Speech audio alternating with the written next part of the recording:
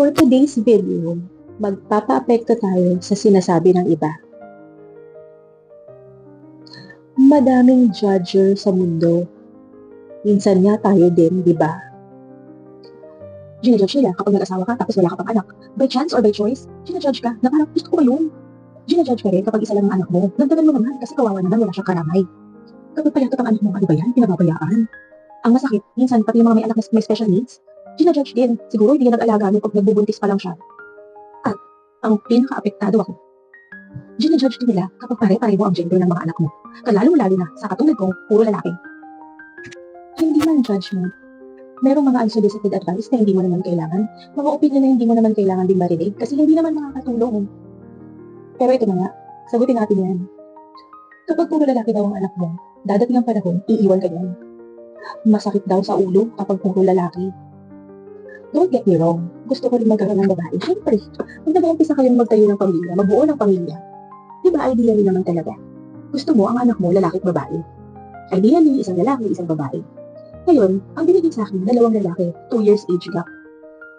Silang 2 pa lang ang anak ko. Ang dami ko nang naririnig na, ay, puro lalaki, di ba yan? Oo, iiwan ka niya.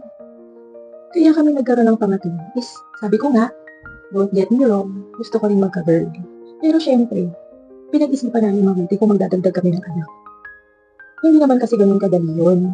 Syempre, kailangan ko pa rin i-consider na baka kapag nagdagdag ako ng pangatlong anak, baka ma-compromise ko yung convenience na pwede kong ibigay dun sa naunang 2. Kaya tumagal ng 10 years. Ang pagitan po ng pangalawa at pangatlo kong anak ay 10 years. Nung nalaman ko na boy ulit siya, after ng ultrasound, aaminin ko, meron akong na-feel na konting disappointment na sayang naman, kala ko girl na. Pero may pinarealize sa akin ang asawa ko. On my way home after ng ultrasound, tinext ko siya. Sabi ko, Daddy, boy na naman. Sabi niya sa akin, oh, ano naman, basta healthy. Blessing din yan. At saka, huwag kang ma-disappoint kasi baka maramdaman ng baby natin na nasa tiyan pa lang siya, disappointed ka na sa kanya. Pag tinitingnan ko ang anak kong bunso ngayon, na clingy, sobrang clingy sa akin, siya ang pinaka-clingy kong anak. At mahal na mahal ako. 2 years old pa lang siya, makikita mo na kung gaano niya ako kamahal. Sobrang thankful ako sa kanya at hindi ko siya ipagpapalit. Ngayon, doon sa mga nagsasabing, iiwanan ako ng mga anak ko, ano bang ibig niyong sabihin? Kung independence ang sinasabi ninyo, yung magiging independent sila sa akin, aba, dapat lang. Pagdating ng panahon na nasa right age na sila, yun naman talaga din ang gusto ko, maging independent sila sa akin, sa aming mag-asawa. At ako, hindi rin naman ako magiging dependent sa kanila. Huwag ganun. Kahit babae pa yung anak mo, huwag ganun. I think yung magiging sakit ng ulo, wala naman yan sa gender. May mga babae rin namang sakit ng ulo, di ba? Nasa pagbibuild mo ng relationship yan ninyong mag-anak. I remember one story. Ka-office mate ko. Parang 5 silang magkakapatid. Tapos isa lang ang lalaki, panganay. Yung kuya niya, yun daw ang mas present para sa mga parents nilang tumatanda na. Kapag kailangan ng kasama sa ospital, pag nagkasakit, pag kailangan ng errands. Bakit? Silang mga anak na babae, may mga anak rin sila na kailangang atupagin. Kaya wala silang masyadong time para sa parents nila.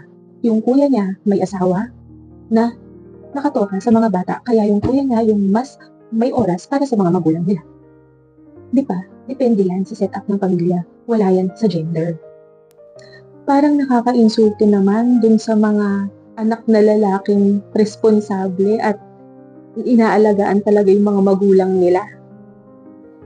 Ang mga anak ko po, kasama ko lagi ngayon. Well, 14 and 12 pa lang naman sila at yung isa 2 years old. Yung 14 and 12 ko, sinasanay ko talaga silang mag-household chores. Para pagdating ng araw na magiging independent na sila from me, marunong sila sa buhay. Marunong na rin sila mag-commute kahit papano, basta malapit lang. Nire-ready ko sila para sa independence na yun. Kasi, iba naman yung iiwanan ka sa i-abandon ka. Dapat lang iwanan nila ako pagdating ng tamang age nila. At dapat din maging ready kami mag-asawa sa pagdating ng panahon na yun. Ang anak, regardless kung anong gender pa yan, blessings. And as parents, it's our obligation to raise them well para yung pagmamahal nila sa pamilya hindi mawala. At sa mga judge dyan, bahala kayo dyan.